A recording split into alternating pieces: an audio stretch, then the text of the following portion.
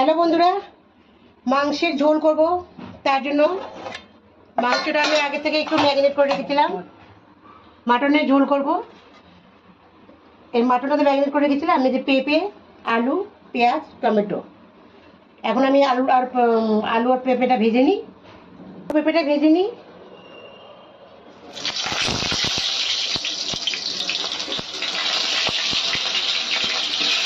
ভেজে নিই একটু নুন আর একটু হলুদ দিয়ে।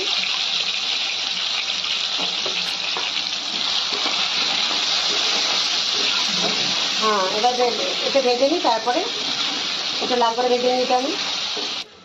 আমার আলু পেঁপেটা ভাজা হয়ে গেল, এটা তুলে নেবো।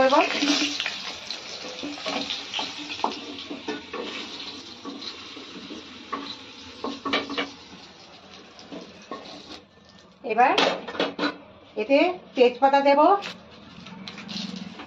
সাবুন গরম মশলা আর একটু জিরে দেব, পেঁয়াজ কুচি দেব।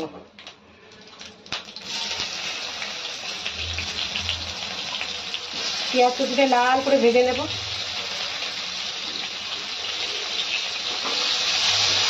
পেঁয়াজটা লাল করে ভেজে নেব।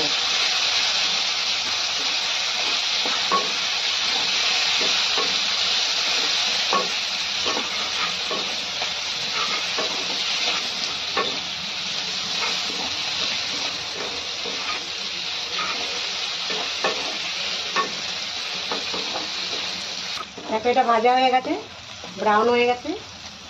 এবার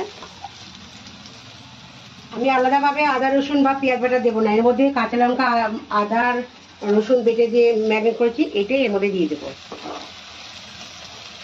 এবার আমি মাটনটা দিয়ে দেবো।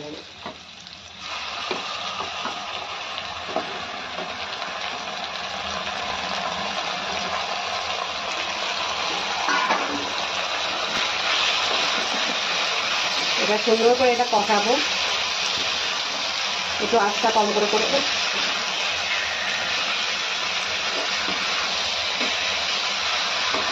এর মধ্যে আর একটু হলুদ লাগবে, শুধু একটু হলুদ দিয়ে দেবো, কালারটা একটু কম লাগছে, বেশি না। হ্যাঁ, কারণ এরপরে টমেটো পড়বে তো কালার চলে আসবে। তাহলে এটা একটু ঢেকে দিয়ে আমি একটুখানি ঢেকে দেবো এটা।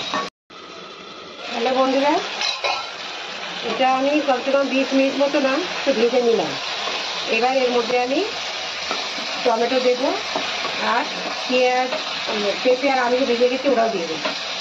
তারপর এটা অনেকটা কষা হয়ে গেছে। এবার টমেটোটা দিয়ে দিই। টমেটো দিয়ে কষাবো, সেই জন্য আমি একটু বড় করে দিয়েছি। এটাও দিয়ে দেবো, কারণ পেঁপেটা সেদ্ধ হতে একটু টাইম লাগবে। এবার এটাও সুন্দর করে আমি আরও 7-8 মিনিট কষাবো। আর একবার একটু ঢাকা দিয়ে দেবো, তারপরে ঝোল দেবো। হ্যালো বন্ধুরা, দেখো এটা আমার কষানো হয়ে গেছে, সুন্দর কষানো হয়ে গেছে। পুরো সব জিনিসগুলো থেকে তেল বেরিয়ে গেছে আলাদা। এবার আমি এর মধ্যে গরম জল দেবো। এবার এতে গরম জল দিয়ে দিই। এখন মাটনটা সুন্দর কষিয়েছি না, আলু পেঁপে টমেটো সব দিয়ে। এবার গরম জল দিয়ে দিই। এটা একটু ঝোল থাকবে, যাকে বলে বাঙালিতে মাটনের ঝোল।